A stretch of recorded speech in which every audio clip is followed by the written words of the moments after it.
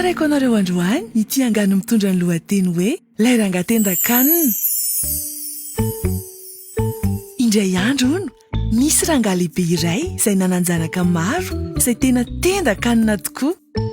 Nividy sira izy, izay sakafo tena sarobidy sy tsy fahita firy tamin'izany fotoana izany.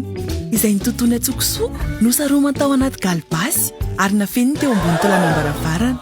Isaky ny tonga hono ny fotoana isakafoanana, alohan'ny hinam-bary, dia mitsangana eo alohan'ny varavarana izy maka sira. Ka sady manakatra ny sira izy no milaza hoe tena reraka be azy izany. Maninjitra ny tanana hono izy sady maka sira ao anaty galibasy. Eo am-pihinanana ny vary dia ataony eo alohan'ny sakafo ny tanany ary mody manisy sira izy no milaza hoe raha manana sira zao dia ataoko an'izao dia ataoko an'izao.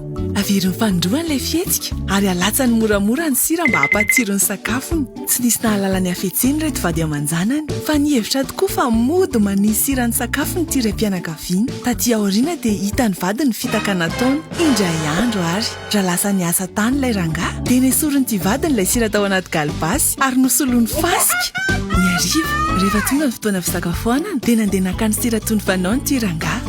Tsy nahatsikaritra ny tetika nataon'ny vadiny akory izy fa sady nanao ny fihetsika no nanambara hoe raha nanana sira zao dia ataoko ohatr'izao dia ataoko ohatr'izao.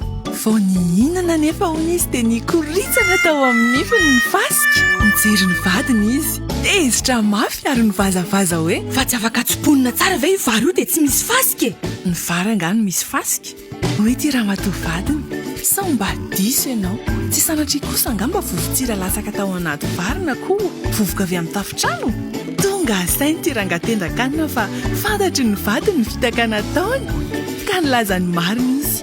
Miala tsiny aho fa noveriko sy fantatrareo ny fitaka nataoko, kanjo motratra anareo aho. Nanomboka tamin'izay andro izay hono dia nianatra ny zara izay kely nananany ty raim-pianakaviany. Angano, arirarira, 𝐿𝒐𝒊𝒏𝒊𝒏𝒕🔥, ny anareo mpiaino.